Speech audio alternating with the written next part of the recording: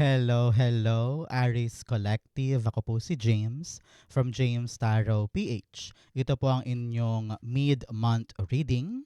Isang special na reading po para sa inyo na kailangan mo malaman today. Okay?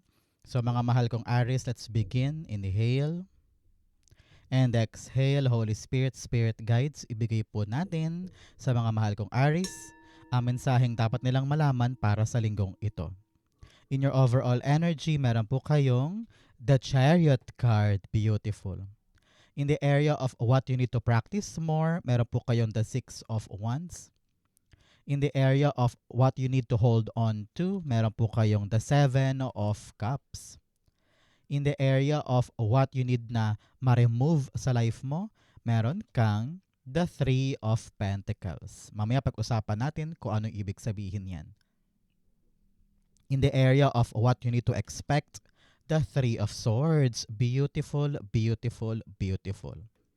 In the area of what you need to fix, meron po kayong the Nine of Cups. Napakaganda. Alam mo na, Aries, kapag lumalabas to sa aking reading, panahon mo na para mag-wish this time. Go on, pumikit ka na ngayon at mag-wish ka na. Okay? In your fortune, meron ka pong the Two of Pentacles. Ito yung good things na aabangan mo this time. Congrats. And in your divine messages, meron kang the Judgment card. At ang inyo pong mensahe mula sa iyong future self, ito po yun. Mamaya sabay-sabay natin siyang bubuksan sa dulo ng ating reading. But first, thank you muna mga mahal kong Aries sa lahat po ng mga hindi nag-i-skip ng ads, sa lahat po ng comment and likes, malaking tulong po yan. Every time po na meron tayong libreng reading para po sa inyo. Salamat po sa inyong suporta, love, and trust sa ating every reading. So keep on liking, keep on commenting, and thank you po for not skipping the ads. So, in the background of your reading, meron kang the Magician card. Alam mo, Aries, isa lang ang narinig kong mensahe sa'yo dito ng iyong spirit guides. Kaya mo. Okay? Kung ano naman tong gagawin mo ngayon habang nag-uusap tayo at meron kang inaalala tungkol sa isang proseso, sa isang hakbang, sa isang plano na medyo pinag-iisipan mong mabuti, your spirit guides are telling you, ready ka na. Kayang-kaya mo na. And malaki po itong sign na step forward na tayo, hakbang na tayo, and now is the right time to move. Congrats and talaga namang successful ito for you. Okay? Especially in your core energy, meron kang the Chariot card. Number 7 ito, number 7 din dito. So meron kang dalawang 7 which reads luck, maswerte. Napakaswerte ng bagong move, ng bagong gagawin. You are really into a very lucky adventure. Okay? So, si Chariot card, dito nakikita ko collective na Aries, no? Na meron kang biyahe or meron kang pag-andar. Halimbawa, lilipat ka ng ibang bahay, lilipat ka ng ibang kumpanya, or may plano kang mag-abroad, may plano kang mag-elevate, halimbawa, yung project, or tumaas yung journey mo, no? May paggalaw, kumbaga. Yun ang denominator ninyong lahat. Meron kang plano ng paggalaw, kung ano man yan. And ramdam ko dito yung kaba mo at pag-aalinlangan mo. Minanifest mo to eh. You have manifested something in your past. Sabi mo, God, gusto kong mag-grow. God, gusto kong umabante, tulungan mo ako. And here you are. Sabi ng yung spirit guides, ready ka na for this move, for this step forward na ito, no? Kaya sabi dito, nasa kamay mo ngayon ang manibela. Aatras ka ba or aabante, uurong ka ba o hindi? Kailangan ngayon maging mas palaban ka because you have the enough tools, you have the enough skills. Kayang-kaya mo to eh. So wag mo daw pagdududahan ang iyong journey forward. You can make it, you can achieve it. Basta laban lang, larga lang, kayang-kaya mo yan. Okay? So, Aries, ano ba tong minanifest mo na ito? Nasabi mo, balak mo talagang magdiretso, balak mo nang magkaroon ng katuparan sa buhay mo. Isulat mo yan sa baba, i-manifest na natin pare-pareho para maganap sa buhay mo. Go on, sulat ka na sa baba, it will happen for you. In the area of what you need to practice more, meron kang the Six of Wands. Sabi dito, Aries, ng yung spirit guides, alam ko maraming mga tao sa paligid mo ang nakatingin sa'yo, especially sa mga ginagawa mo ngayon. Many of you talaga namang pinupuri ni boss, apple of the eye ni someone, very attractive ka, chosen one ka, talagang sa'yo binibigay yung mga pagkakataon, and people around you are noticing it. Sabi nila, ano ba? Ba't lagi na lang si Aries? Ba't lagi na lang siya binibigyan? Siya ang pinupuri, sa kanya inaabot, siya pinipili, mga ganyan. Huwag mo silang indahin.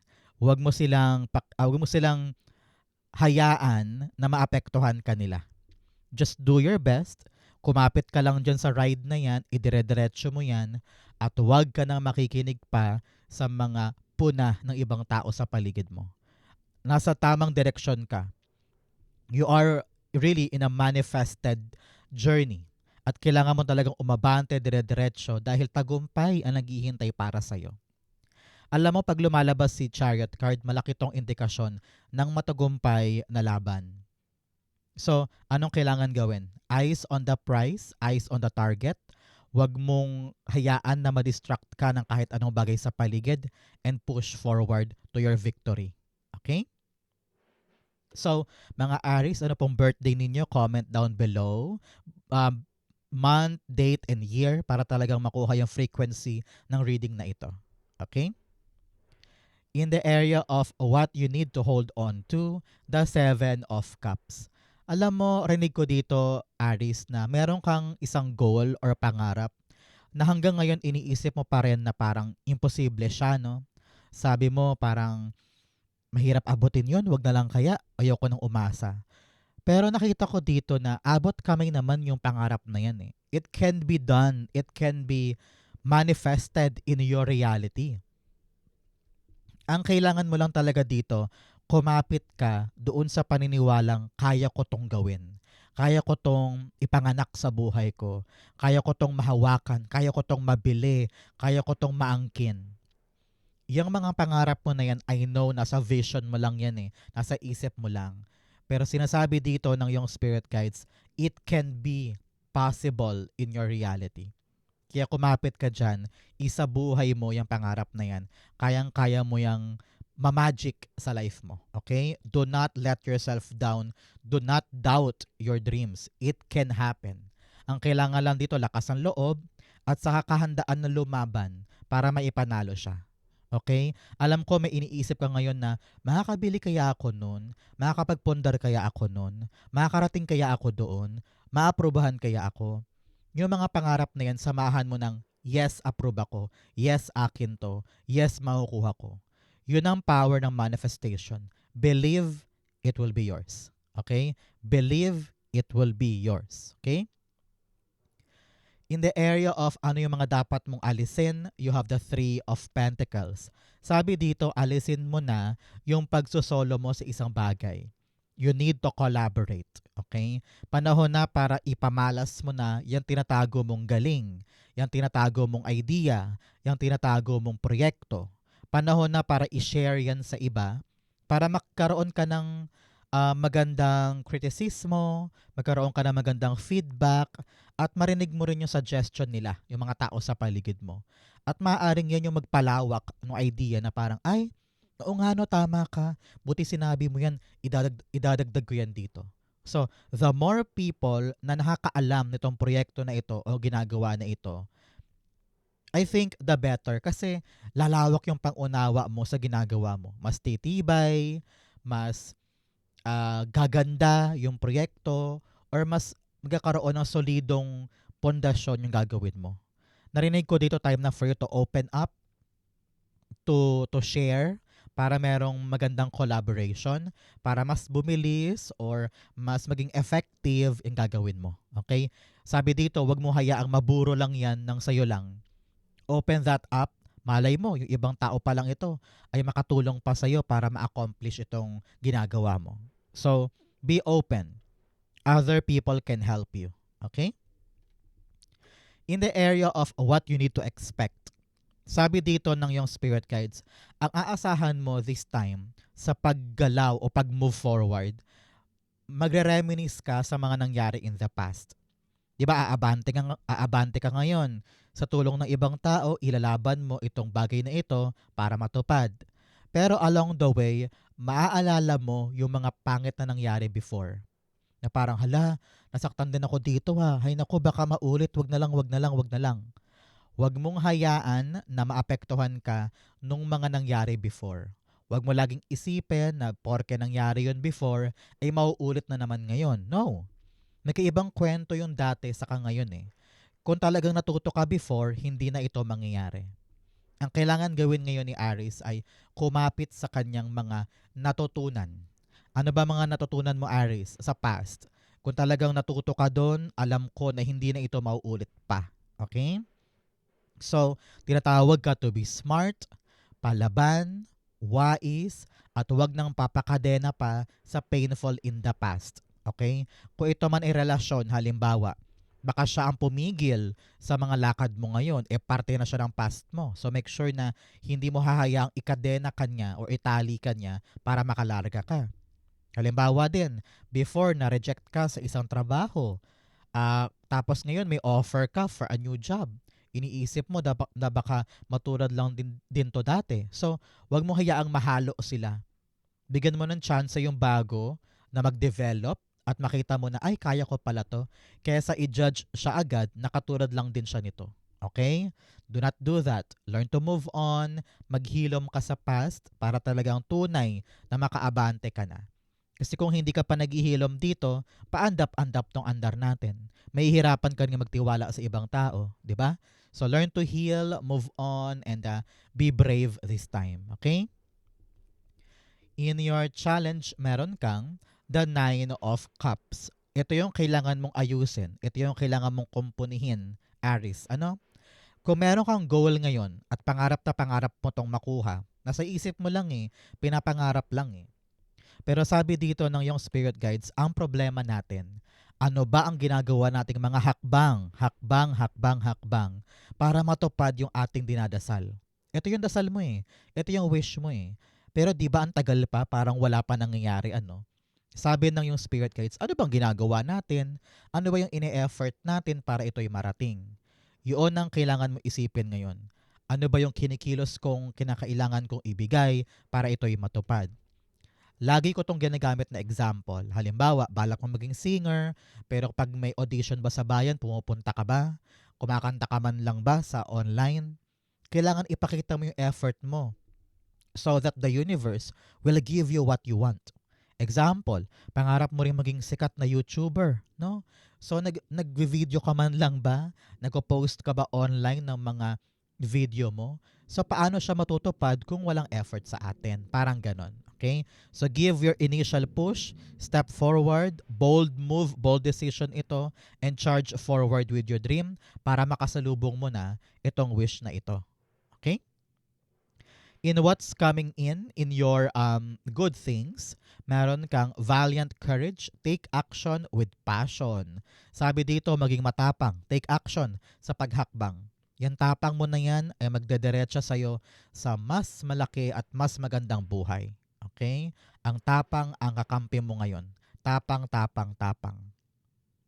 In your good things, meron kang the Two of Pentacles. Darating na this time yung balanse. No? Balanse ng mga bagay-bagay. Before, nahihirapan kang pagsabayin yung iba't ibang bagay sa buhay mo. Hindi mo alam kung anong dapat unahin. Hindi mo alam kung anong dapat i-prioritize. Gulong-gulo ka. Ngayon, unti-unti nang lilinaw yan na parang, okay, ito kailangan ko unahin today, bukas ito naman, next time ito naman. So, meron ng direksyon, meron ng malinaw na paglalatag ng mga dapat mong gawin. Kapag talagang nagawa mo ng balansehin yung pain from the past and then yung journey mo ngayon, hindi ka na mahihirapang paandarin yan. Hindi ka na mahihirapan na parang kailangan mo lagi magsakripisyo. No. Kwento na yan ang nakalipas mo. Dati kailangan mo pa mag-sacrifice, no? Para lang magawa yung isang bagay. Ngayon nakita ko na kayang-kaya mo nang pagsabayin yung mga bagay na gusto mo, yung mga bagay na obligasyon, at yung mga bagay na gusto mo talagang gawin. Kayang-kaya mo na silang balansehin at hindi ka na ganun mahihirapan. Okay? Congrats, congrats, congrats. Sabi dito, everything now will be fine. Kapitan mo yon and you will be good this time. Okay? Manalig ka, babalik ang balanse. Many of you nag-iisip, paano ako makabayad sa utang? Paano ako makapagtrabaho dito? Marami pa ako kailangang asikasuhin. Makakaasa ka this time, makakahanap ka ng paraan para balansehin ang lahat ng yan, magawa lahat ng yan, at masolusyonan yung mga bagay na yan. Nakita ko dito, magka-come up ka on a good decision. Isang magandang desisyon na ang benefit ay para sa'yo. Okay? Good luck po and congrats.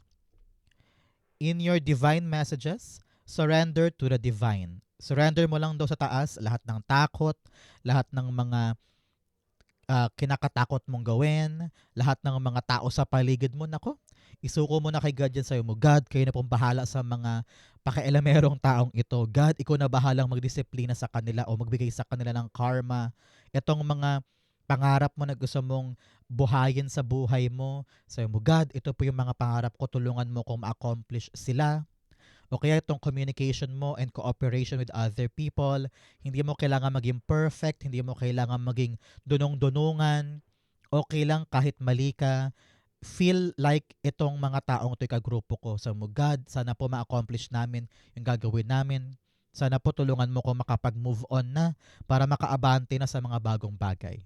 Surrender it all to God. Gagaan ang pakiramdam mo. Okay? At lalakas ka para ilaban yung mga yan. Okay? In the area of your divine messages, meron kang judgment card. Sabi dito ng iyong spirit guides, surrender. Itaas mo. Tingnan mo sila. Nagkaroon sila ng bagong buhay. Bumangon sila sa kanilang mga box. Sabi nila, sige God, makikinig na ako. Itataas ko na po sa inyo. Ano man ang plano ko, kung ito man ay kaloob mo talaga sa akin, susundin ko. Ngayon ready na akong makinig talaga sa aking totoong journey, sa aking totoong destiny. I will follow you, guide me. Kapag gano'n ang sinabi mo kay God, talagang mawawala lahat ng pangamba, mawawala lahat ng takot, lahat ng overthinking, overanalyzing, gagaan ng feeling. Because you know, meron kang mataas na backer sa itaas, di ba? And He will not betray you. He will not disappoint you. Kaya let loose, have fun, enjoy your new journey. Kailangan mo ma-realize na itong bagong bagay na ito ay hindi kamukha nung nakaraan mo. Itong bagong bagay na ito ay talaga magbabalik ng balanse ng buhay mo at maglalapit sa iyo sa iyong pangarap. Kaya magising ka na sa mga mali mong ginagawa, magising ka na sa mga mali mong paniniwala. The time is now for something better. Okay? Outcome mo yan, but first bigyan mo na kita ng fortune cards. You have V, victory in some endeavor. Wow! Meron daw po kayong panalo o tagumpay talaga sa mga bagay na ginagawa mo ngayon. I-claim mo to para sa'yo to. You also have haystack, karma, you will reap what you have sown. Sabi ko nga, yung mga bagay na ginawa mo before, ngayon ang bunga niyan. Kaya importante, kung talagang natuto ka sa past, hindi mahirap gagawin, hindi magiging mahirap yung gagawin mo ngayon. So, learn those lessons, itatak mo sa isip mo so that you will not make the same mistakes. Okay? Another message you have, lightning. Control your anger or you will be sorry. Sabi dito, kontrolin mo ang iyong emosyon. Focus tayo sa ating mga gagawin. Huwag mataas ang pride, huwag mataas ang ego, matutong makisama, matutong makibagay, para kung ano man yung gagawin ninyo, matapos ninyo. You also have fly, a period of ill health and depression. Sabi dito, alagaan ang sarili, alagaan ang katawan, ng isip. Always surrender everything to God para magkaroon ka ng matibay na spiritual power at kayanin mo lahat ng gagawin mo forward.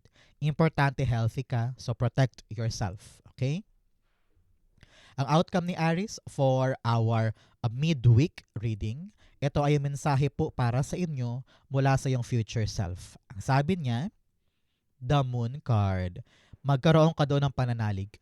Magkaroon ka daw ng mataas na pananampalataya sa Diyos, sa iyong sarili, at saka sa iyong ginagawa. Sabi ng future self mo, marami ka daw mga tanong.